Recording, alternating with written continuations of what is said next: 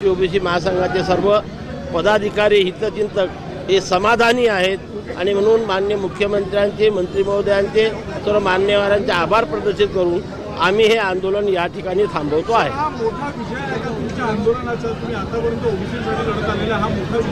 नक्कीच मोठा विजय आहे।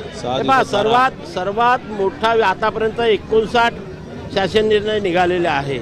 हा सर्वात मोठा विजय असा आहे की आपण 2 वर्षापासून बघता आहात की आमची प्रमुख मागणी जी होती की कुठल्याही परिस्थितीत ओबीसीच्या आरक्षणाला धक्का लागता कामा नये, सरसकट कुणब्यांची प्रमाणपत्र देण्यात येऊ नये, या दोन्ही मागणीला सरकारने धक्का लागू दिला नाही।